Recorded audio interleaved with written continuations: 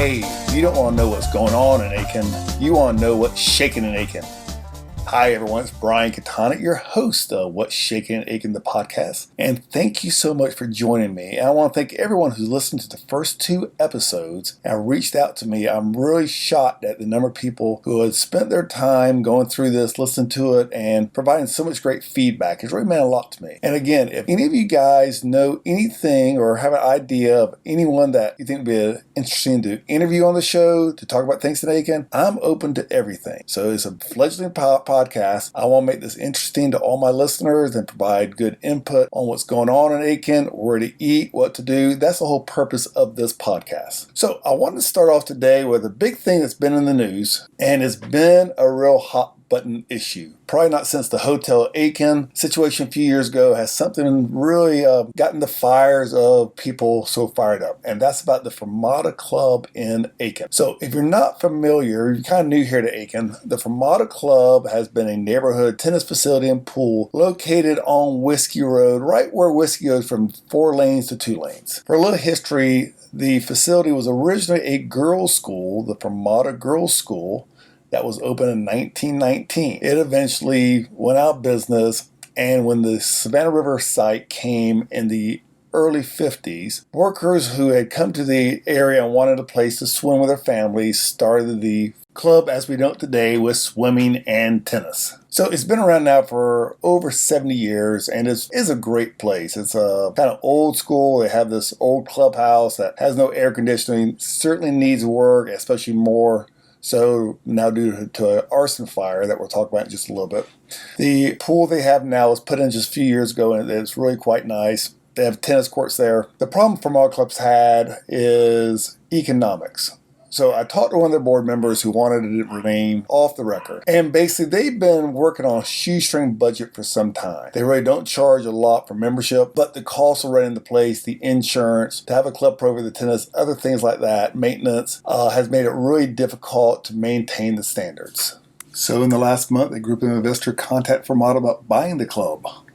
This, of course, is where the controversy arose. Some members of the club thought it was a great idea to have an influx of new money, to be able to do some necessary repairs and improvements to make the club a better place. Other members are concerned that it would lose its nostalgia and charm by doing such things, and were concerned with what these individuals may ultimately do with the club. I can certainly understand anyone being concerned about change for something that's been part of Aiken for so long. However, let's look at the bottom line. The club has been losing membership. Losing membership meaning not being financially stable. And the reason for this is multi. One, many neighborhoods now are being built with a clubhouse and pools. So those people in those neighborhoods, they don't need to spend several $100s. Actually, I believe it's around $500 or $600 for a pool membership.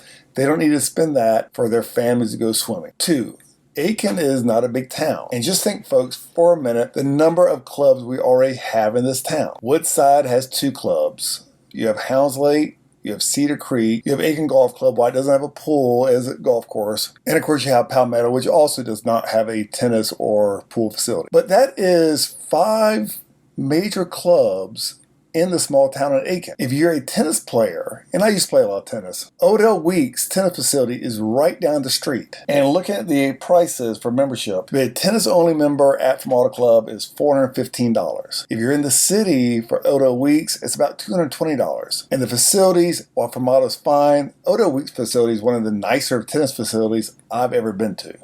They have lots of courts, lots of clay courts, they have pickleball courts, none of which Fermata has. So if you're going to join for a tennis place, it's a no-brainer that you join Odell Weeks. So if the board at Fermata thought they were in a good financial standing, I doubt they would even consider the offer made by these investors. Dr. John Tiffany, Rakesh Jazrani, Rob Johnson, and Cliff Drysdale. Here's what makes me very happy about this group. They're not an out-of-town group. They're not some group from a big city that you don't know what they want to do. 3 of the 4 have very strong ties to Aiken. In particular, Dr. John Tiffany, not only is he from Aiken, but John literally grew up a quarter of a mile from Fermata and spent most of his time in the summer at Fermata. I'm sure John has tremendous memories of his time there, and I cannot imagine him going in there to make any significant changes. Rakesh is a tennis pro. He has strong ties to Aiken and Fermata. Rob Johnson is from Aiken. He has done a lot for the city of Aiken. In fact, he recently gave $5 million to St. Mary's School to help build a new STEM center there. So these are three individuals with strong ties to Aiken's tradition. And I feel confident that they're going to do this to make Fermata a much better place for its members. The fourth person is Cliff Drysdale. So if you don't know that name, Mr. Drysdale moved to Aiken in the last couple of years. And not only was he a top 10 tennis player in the world in the 60s and 70s, but you may know the name. He was ESPN's main tennis commentator during the 80s and 90s, especially if you ever watched Davis Cup on ESPN. Mr. Drysdale was the commentator for that. He's also, according to the internet, still very involved with tennis and tennis management, so he's someone that has strong ties to that world. So I just saw in the paper that the members of Fermata voted, and they have voted to sell the club. For those of you that are worried about it or concerned, change isn't always bad. Very often, change is good. So the clubhouse there that was damaged in an arson fire earlier this year already needed major renovations. It didn't have air conditioning. It could not be used in the summertime. And so it's my understanding they have plans to make certain changes to make it much more useful. Any exterior changes would probably be minimal due to the fact that the Aiken Design Board would be over that. So I foresee a place that's going to be much better for its members, much better for the communities, and much more useful. So I congratulate our four investors and wish them the best of luck, and I look forward to the changes that they're going to make in the future. I needed a haircut this weekend, so I contacted Carrie at Blue Cottage Salon and Spa in downtown Aiken. So I wanted it high and tight, and she did it. In fact, people have been mistaking me for Maverick all week long. It's crazy. So if you want a great haircut for yourself, your husband, your wife, kids, whoever, give Carrie a call at Blue Cottage Salon and Spa in downtown Aiken, 803-221-5946. Okay, guys, we're here with a very special guest. Very happy to have Justin Wheelon with me. I've known Justin for a long, long time. For those of y'all who don't know him, Justin lives here in Aiken, and he is a director, a writer, a producer, and an actor. He has his credits, I think, is it 25 Emmys you have? Yeah, I just got three more in June. So, yep. So that's nice. We can say, hey, I just got three more, like I just got 3 loaves of bread last week. He's had ads that he's directed appear on the Super Bowl, I believe. Yeah. Okay. He was the founder of the Southern City Film Festival that took place a few years ago that got canceled by COVID. So if you don't know Justin, he's kind of a freaking big deal here in town. So Justin, how you been doing, man? Good, and you? Good. So a little background. I think you're from Augusta, is that right? I was born there, but I'm pretty much from here. From here. You go to high school here and all that stuff? Yep, Aiken and Millbrook and all that stuff. So, yep. Okay, so how did you get into the film world? Like a lot of people had those aspirations, desires. So how did you get into that? So I was obviously really big into golf in middle school and high school, and I thought I wanted to be a pro golfer. So after high school, I went that route, but it just didn't really go that great. That's a hard. There's a lot of really good golfers, aren't there? Yeah, I mean, you can be one of the even the best collegiate. I mean, there's people like Matt Hendricks and Dane Burkhardt and these guys that are some of the best in college, and then they turn pro, and it's just for whatever reason, it's not always lack of talent. I mean, it's just for whatever it just doesn't work. So, it's the same as a kid shooting hoops and just saying they want to be LeBron James. I mean, it is so tough. Anyway, I that's what I thought I wanted to do, and I tried it, and it just didn't.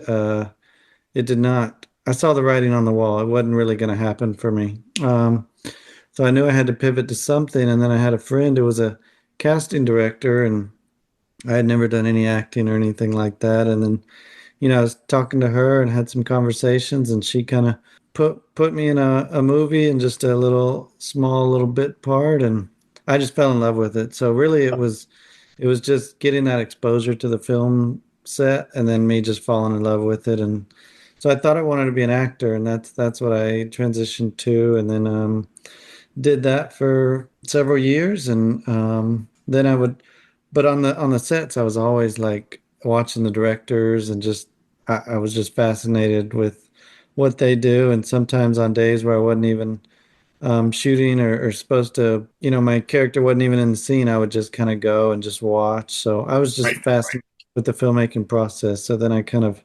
transitioned again into directing, and that's where I really seem to have found my stride. So, Right, right. And I know 'cause we talked before about it. You've been in a fairly decent number of movies as an actor, correct?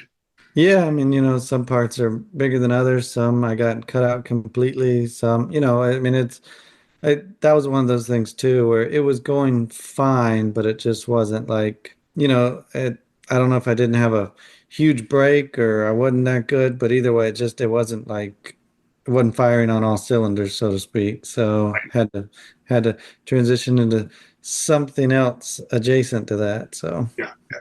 So with your, would you say right now you're doing more directing or producing? oh yeah. Yeah, I mean Okay. that's more than full time. That's yeah, I mean it's everything I'm doing. Yeah, yeah, yeah. So as far as the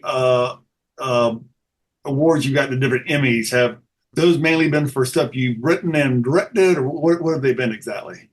Well, they've been for so many things at this point. I mean, usually the producers are the ones that get on it, or they're allowed to add a director, a writer, somebody, basically just somebody who contributed significantly to the piece is kind of how they name it. It's really up to the producer to figure that out. So lucky for me, I kind of produce everything I do anyway. So some projects I've written, directed, some I even shot them. So it's through the last 25, it's been just a variety of roles. I've won for directing, I've won for commercial and PSA and lighting and audio. I mean, just all kinds of technical categories, along with you know, different just best commercial, best PSA, best sports video, whatever the category is. So,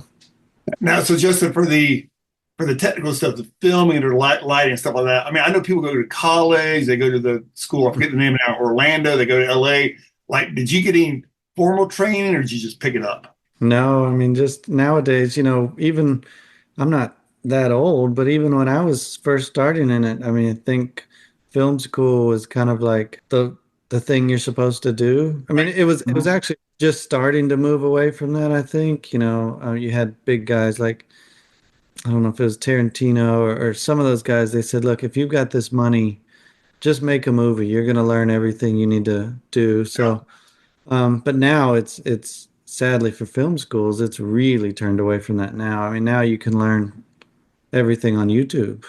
yeah, yeah, I mean, I taught filmmaking at USC Aiken for a year. So I mean, it's not to discredit those things. It's just everyone knows that they're very expensive, and they're great for networking. They're great for job placement, and you will learn everything. But for people that don't want to spend 4 years and $100,000, you can learn quite a lot of it elsewhere now. yeah. I'm certainly no expert, far from that. But even for myself, I bought, Final Cut as my editing software. I got a Yeah, $3,000 camera and some lights, and it was just yeah, amazing the stuff you could create, you know, with that right there. yeah. I Um, mean, for people is you really just need the eye. I mean, it's that's kind of the differentiator for me is you can watch all the videos you want and you can go do it, but you really just have to. It's almost like taste. If someone has good taste, I mean, I don't know how to describe it other than you just have to have a.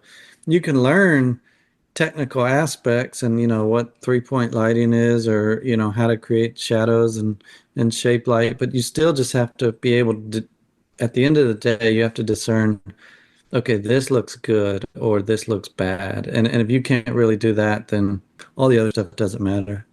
Yeah, yeah. So, folks, as I said earlier, Justin was the brains behind and one of the main forces of a film festival we used to have in Aiken called the Southern City Film Festival that was going along great. Then, COVID hit. So, tell us, what was your idea behind getting Aiken to have a major film festival? Well, what's funny is you were part of that inception in a roundabout way. So do you remember the Homebrew Film A Festival? home, yeah, I'm a two-time winner of the home. Yes, That's right. exactly.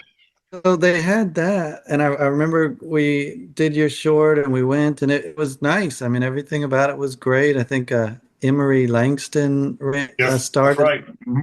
and I actually went to her one day, and this was very maybe well not naive because it worked out well, but I went to her one day and I said, "Hey, like I've got a lot of ideas to make something a lot bigger and better."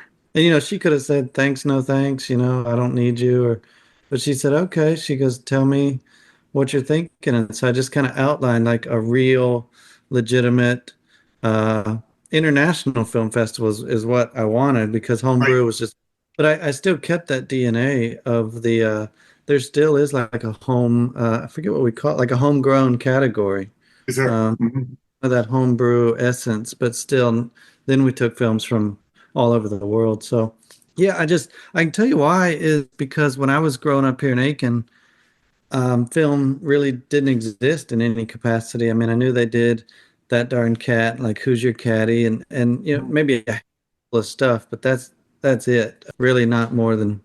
I mean, this was before Waiting for Butterflies and even a couple like that, but still, maybe it's Aiken's whole inception, it's probably had less than 10 films made here. Right. So basically, film didn't exist. And so when I was growing up, I always thought, well, that's Hollywood is, that's thousands of miles away and that's too far. But then as Atlanta started to slowly started to pick up steam and, as a side note, I don't think people realize they do more in Atlanta now than Los Angeles. You So know, I'd read that we were in Atlanta a few months ago and drove by the area where all these huge studios are, and it kind of blew my mind at how big it was. well, everyone, and it's because it was this way for 100 plus years, but everyone thinks Hollywood is the Mecca and it's in LA and it's in California and that's where movies are made, but it's here. Like it's literally they do more in Atlanta. And Atlanta is actually getting so super saturated now that they have to go outside of Atlanta to Savannah and Macon and All right. Covington and Clint Eastwood and Mel Gibson and all these people are in Augusta doing movies. So, but that's a tangent. Anyway, I knew that I wanted to start something here, and it's more than the film festival. It's an institute for the kids too, because we worked with hundreds of kids through a lot of different schools, and we went in and we bought filmmaking kits and we let them create and make their own movies and commercials and stuff like that. So at the end of the day, I just wanted to give kids kind of exposure to that filmmaking world. And we were having a blast and we loved it. And the film festivals were awesome and people really had a great time. And but then of course, we did one we did our 2019 and then when we were planning for 2020, I guess, around February or March, that's when everything Right. kind of we couldn't do the 2020 version. And then we said, all right, well, let's kind of plan for 2021, but you couldn't really meet and you really didn't know if large gatherings were going to happen in 20, you just didn't know. So we didn't do 21. And then just kind of life took over and stuff. And sadly, we didn't do the last few years, but we do want to get it going again. So I can tell you at some point in time, it's definitely coming back because people ask all the time and we like doing it. So it's coming back at some point for sure. Good. And for those of you guys listening to this who weren't in Aiken at that time, it really was a big deal. I think it went over, was it 2 days or 3 days that it went over? Oh goodness, it was like 4 or 5 the very one of the first couple years, and that was actually a bit too big, too fast, kind of just. Yeah. I mean, we didn't know what we didn't know, but it was a lot. So Sorry, I got Yeah. I'll And go. films were shown in venues all over town, and it was really a fun event. So hopefully we Yeah, can make that. It's good for the economy. It brings eyes and ears to Aiken. It brings these filmmakers here, and yeah, just you're probably like me, like with the picturesque town that we have, and the houses and the yeah. gardens and everything. You would think more films would be done in Aiken. You just wonder why it Well, hasn't. it's I can tell you why, and it's because of South Carolina's really, really, really poor tax incentives, is why. And The that's why Georgia's been so successful, right? The tax incentives. Yeah, Georgia gives basically 30% back. So whatever you spend past a certain amount, whatever you spend, they'll write you a check for that amount back. So you take like the last two those big Avengers movies, Endgame and whatever the other one was. They think they spent like $1 billion in Atlanta making those two movies, and of course the state's just going to write them a check for 300 million. And then South Carolina, I think it's really bad, and I say that everyone knows it. I mean, even people like Danny McBride tried to move here, and they did move here. He moved to Charleston, and he tried to lobby for better tax incentives so he could even make more. The problem with South Carolina is there's only a certain pool, and once it's gone, it's gone. So Right. Georgia's basically unlimited, where you have to apply for South Carolina's, and once that 10 million or so is met, like that's the cap. So it's really bad, and it doesn't encourage anybody shooting here, and that's why you just don't see that much compared to Louisiana and New York and New Mexico and places like that. So, folks, I guess about 10 or so years ago, I got to know Justin pretty well. He was I think, director and producer of this crazy reality show that was filmed in Augusta. And he got me to be one of the cameramen. What was that called? Was it Grits and Glory? What was Yeah, the name? that's a story. Yeah, Grits and Glory. It was just, in fact, I wasn't, no, I didn't direct, I didn't produce. I was just kind of a guest actor thing in that for like, Okay. supposed to just be one episode, but that was so crazy because they followed these guys who were trying to be MMA fighters. I guess they were Right. MMA fighters, just trying to make it big, and it was all leading to this like big fight in Charleston, and this is completely unscripted. Like I know reality shows can be tweaked a bit, and you're not a million percent sure what's true or not, but this was all completely true and unscripted. That one of the main guys went to the fight in Charleston, and he died right after the fight. I mean, like fight goes backstage, and then he died. And I remember even we were there that night, and everyone thought it was fake and just part of the show. I mean, everyone knew they were filming the reality show. There was cameras and stuff. So even as they rushed out to the crowd and asked for paramedics, they just thought it was a scene or something. So that was a wild, wild, sad, tragic time. Mm. It really was. Believe it or not, you may not know this. My job was to film the people and interview post fight. And so I was actually filming this guy when he basically had a heart attack and seizure and died on camera. So it's I have really to, a wild such a, thing. oh, you were at the show in Charleston. Yeah, I mean, I have on film You, when he went through that. Yeah, yeah, it was nuts. yeah. The Grits and Glory, it actually Mm. was a pretty good concept, but it did not make it. But again, another point of they filmed that in Augusta because Georgia has much better tax breaks than South Carolina does. Yeah. So okay, so we'll end on this. So what kind of projects you have coming up? We just finished a thing for Nike for the Paralympics. Some really beautiful spots about some Paralympic athletes. We're working on a movie that we would like to shoot in the next few months. What do we got? We've got lots of little fun projects that don't take super long. I mean, even just I mean, I ran into the owner of that True Aiken store, Sarah, and I said, "Hey, I'd love to like help you out and do a video." And so, I mean, there's a lot of big things on the horizon, and there's lots of like little smaller things that are just fun to Like, mix in. I would tell you one thing. I didn't post about it yet, but I got to check off a bucket list guy this year that I so done Jordan and Michael Jordan and and all the big names that I've wanted to, but there was one guy who always eluded me until this year. And then I got to finally shoot with and talk to and interview Tiger. So Really? Wow. That's a yeah, huge wow. I mean, because I've his always access is very difficult to know.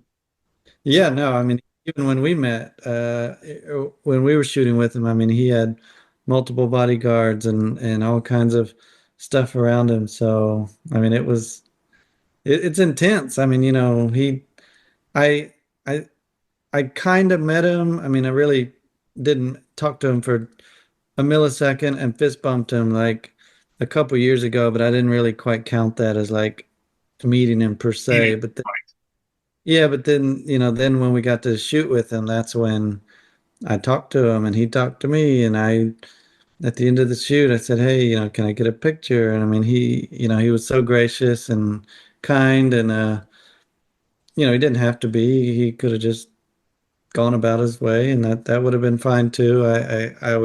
I'm of the camp like the celebrities are never really obligated to take pictures and stop their day just because I want them to or something. So but no, he was great. He was amazing, and that was just awesome for me as a golf nut. And he's one of the greatest of all time. So well, that was if you've had met Jordan and Woods, I yeah. don't think you go much higher than those two. So All of the last few presidents have been great. Met them, so I don't know how much.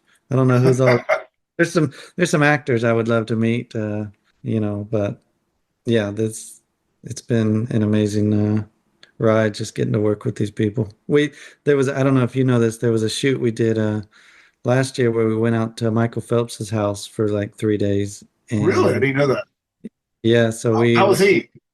he's amazing. He's incredible. In Yeah. fact, it was a crazy shoot because obviously everyone knows Michael Phelps as the greatest Olympian of all time and all the gold medals and swimmer. And but when I was sitting there, it was just me and him, and I had my guy. And I mean there was really only like three of us doing this thing, and him included. And we're in his living room and we're in his kitchen and we're outside, but he was telling me in great detail about how he tried to kill himself and why he tried to kill himself. And Wow. all this, what led to it. And I mean it was surreal just having this icon of sport just sit here and like empty his heart and soul to me. I mean he really is kind of talking to the audience, but I'm when you see him he's looking at me and I'm asking the question. So that was really wild too. Because you realize even though they're celebrities, that they're human beings too, and they have the same frailties and faults that we do. So Very much so. yeah. Well, Justin, thanks so much for coming on here. This was highly interesting. And folks, again, if you don't know Justin, look him up online. You'll be like uber impressed with his accomplishments. Look for stuff he's doing. Hopefully, we can get the film festival back here and Yeah. have a great rest of the summer, Justin. Thanks, buddy. Okay, at lunchtime, I'm always trying to figure out where to eat. Well, I don't think about it anymore. I go to Los Pollos Hermanos. Gus and the crew there serve great food with all sorts of specialties. In fact, he has a few things in the back that you need to ask him about. So go by there, Los Pollos Hermanos. If you're not going out of town for the 4th and you want to see fireworks, the best place to see them in Aiken is at the Village at Woodside. They have music, they have games, there's restaurants there. It's a big time. Bring a chair, get there early. The last couple of years, it's been packed. They set them off not too far after night, so it's fun for the whole family. What says July 4th but fireworks? If you can't get out there, there's another fireworks spot across the CSRA all weekend. So hope you guys have a wonderful July 4th. So again, thanks for listening to the show. I'm Brian Katonic. And again, you don't want to know what's going on in Aiken. You want to know what's shaking in Aiken. See you next week.